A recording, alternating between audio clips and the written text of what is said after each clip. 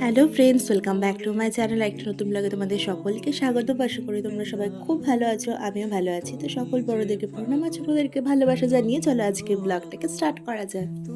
হয়ে গেছি রেডি, এখন আমরা বেরোবো। কোথায় যাচ্ছি, কি না যাচ্ছি, কাদের সাথে যাচ্ছি, সমস্তটা এই ব্লগে থাকবে। তোমরা কিন্তু পুরো ব্লগটা দেখতে থাকো। তো চলো এখন বেরিয়ে পড়া যাক। তো সবার প্রথমেই চলে এসেছি আমরা কুচবিহার রাজবাড়িতে। এই দেখো এখন পৌঁছে গেছি কুচবিহার রাজবাড়িতে। আর সাথে আমাদের দুজনের সাথে আছে ভাই, দুই ভাই, আর সাথে আছে তিনজন নতুন মানুষ। কারাই নতুন মানুষ তোমাদেরকে আগে আগে বলছি। তো অনেক দিন পর আজকে রাজবাড়িতে আসা। অনেক দিন ধরে ওকে বলছিলাম চলো রাজবাড়ি যাই, কিন্তু ওই যাওয়াই হচ্ছিল না। আর যেদিন হওয়ার থাকে না সেদিন হুট করেই আবার হয়ে যায়। তো যাই হোক, তো আজকে দেখো চলে এসেছি ওদের সবাইকে নিয়ে রাজবাড়িতে।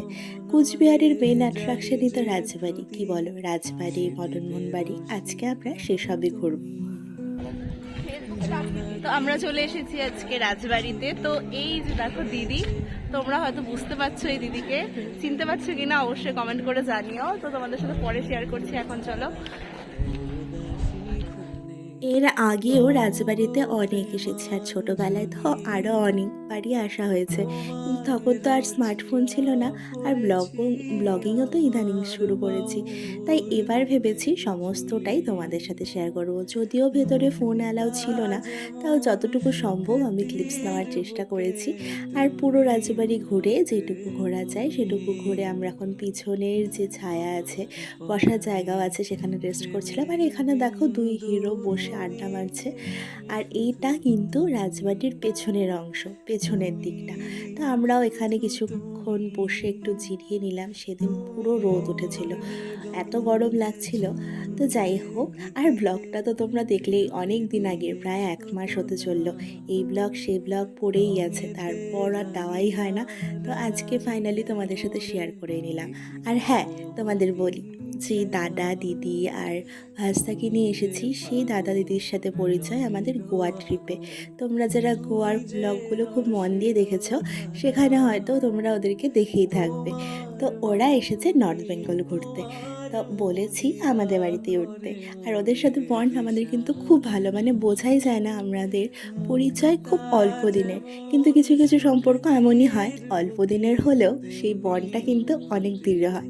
তো আজকে দাদা দিদিরা আজকেই আমাদের বাড়িতে এসেছে ট্রেনে। তো সকালে পৌঁছেছে। তারপর আজকে সেরকম দূরে কোথাও যাওয়ার প্ল্যান নেই বলেই কাছে কুচবিহারেই আমরা এসেছি সমস্ত জায়গা এক্সপ্লোর করার জন্য, মানে দাদা দিদিদের দেখানোর জন্য। তারপর রাজবাড়িতে কিছুটা সময় বসে আড্ডা দিয়ে এখন চলে এসেছি মদনমোহন ঠাকুরের দর্শনে। আর এই যে মদনমোহন মন্দির, আর এই মদনমোহন বাড়িতে আসলে মনটা একদম পবিত্র হয়ে যায়। চারিদিকটা এত সাদা ফটফটা, সত্যি এমনি তো মন্দিরে গেলে মনটা শান্তই হয়, কিন্তু এখানে যেন এক অদ্ভুত শান্তি মেলে। তাই কিছুটা সময় আমরা মদনমোহন বাড়িতেও কাটাই। ঠাকুরের দর্শন, আরও সমস্ত ঠাকুরের দর্শন করে এখন সোজা চলে যাই পেট পুজো করতে। আর এই দেখো কেক। হ্যাঁ, আজকে ছিল অরিত্র, মানে দাদা দিদির একমাত্র সুসন্তান অরিত্রর বার্থডে। তো বার্থডে সেলিব্রেশন আমরা করছিলাম এখন হোটেলে। তো তার জন্য নিয়ে নেওয়া হয়েছিল কেক। এখন চলবে কেক কাটিং, তারপর চলবে খাওয়া দাওয়া।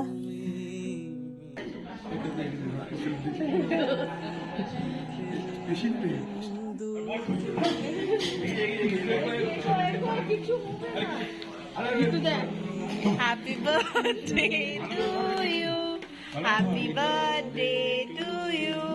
Happy birthday, dear Auditro. Happy birthday to you.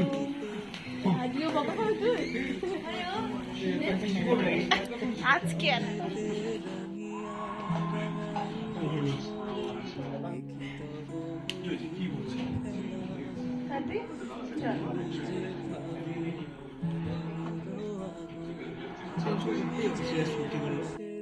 অরিত্রর ইচ্ছা ছিল রাজবাড়িতে কেক কাটিং হবে, কিন্তু ভেতরে তো বাইরের থেকে খাবার জিনিস নিয়ে যাওয়ার অ্যালাউ নেই, তাই করা সম্ভব হয়নি। তো অগত্যা আমাদের রেস্টুরেন্টেই করতে হয়।